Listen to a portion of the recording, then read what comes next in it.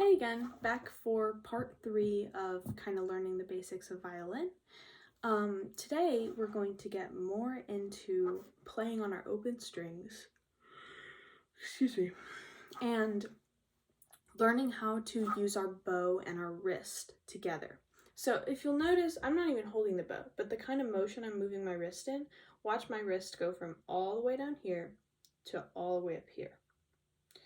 This is the kind of motion you want your wrist to be in, because our wrist being flexible helps us move our bow all the way from the tip all the way to the frog, because there is a trick to playing violin. The more bow you use, depending on the song and the style of playing, the better.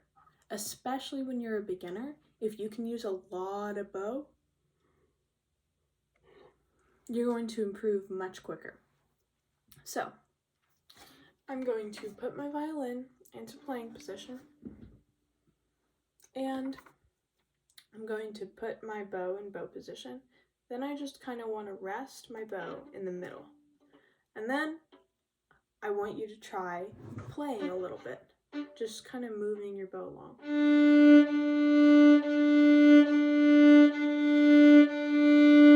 See how good of a sound you can make, because that tone quality is really important.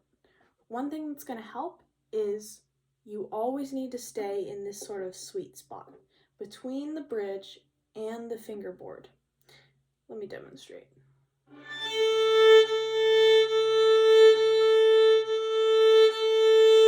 See how my bow is always staying there? One thing that beginners have trouble with is something called chicken wing. That means that when they're playing with their bow arm like this, watch my arm. I'm not going to play because it may not sound so good, but see how I'm kind of moving the bow? It's going all over the place because my arm going back and forth is going kind of like chicken wing in a bit. But what you actually want is to pay attention to your forearm, because that needs to be the only thing that moves. See how it's so much easier to keep straight if I'm just moving my forearm? Actually, I'm going to get up a bit for you guys so that you can see it a little bit better. That's the idea. Most of the time, if I were teaching in person, what I would do is I would hold your elbow, kind of rest my hand here, and then see if we can only move our forearm. And pay attention to that wrist, flexing all the way down, extending, flexing, extending, and then kind of do your bow hold in the air, flexing, extending, flexing, extending. So applying that to actual playing. So watch my wrist, see how it starts to go down, and all the way back.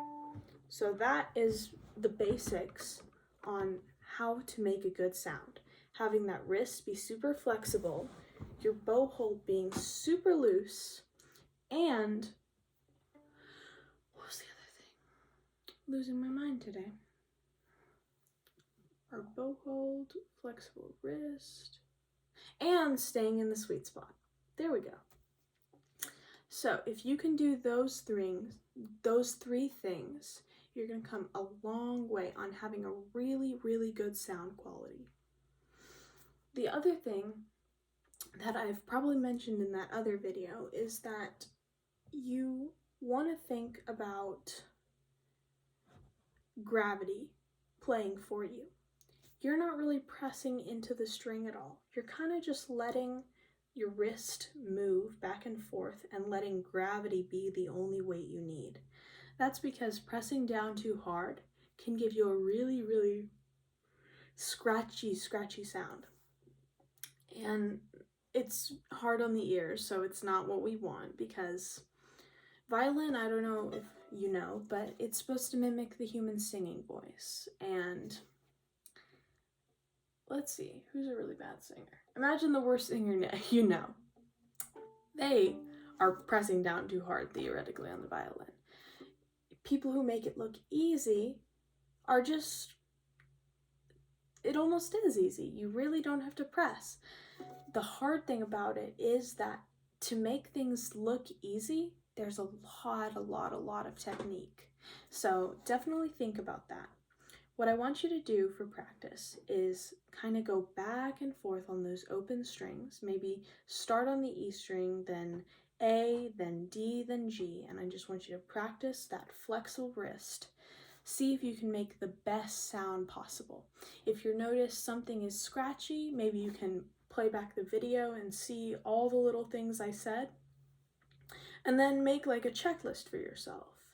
Say you can start with, am I doing pizza hand? Then you can do, is my left hand holding the violin up here super tense? Then you may think, is it being held up right on my shoulder? Am I drooping down, or is it tabletop and I'm breathing up?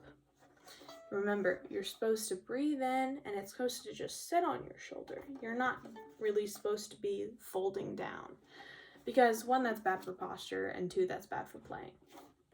Another thing you want to pay attention to is, am I in the sweet spot? Am I between the fingerboard and the bridge?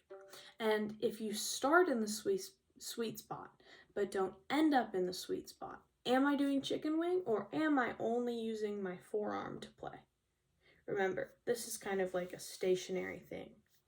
Another thing you want to pay attention to, is my bow hold super tight? Am I gripping onto the bow, or am I just gently holding it there? Everything about playing violin is being gentle. So,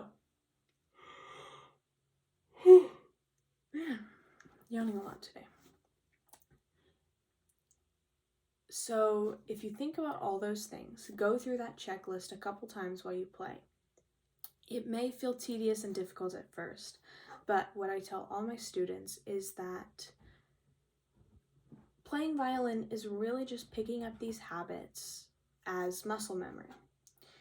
The next time you play, you might not have to think about how to hold your violin. It may come naturally to you. The more times that you make yourself do it right, the higher chances that you're going to learn it faster. So take that with you this week. All these tips, kind of, if you want, you can even write that checklist down on a piece of paper, you're already going to be thinking about a lot and you don't want that extra stuff on your mind. Go through that checklist while you're playing those open strings. Also, one thing I forgot to mention, use as much bow as you can. Usually you don't try to get all the way to the tip and all the way to the frog, but maybe you would stop about right here and about right there.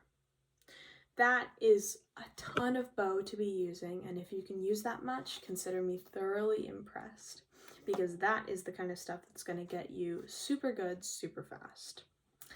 Thanks for watching, everyone, and I'll see you next time.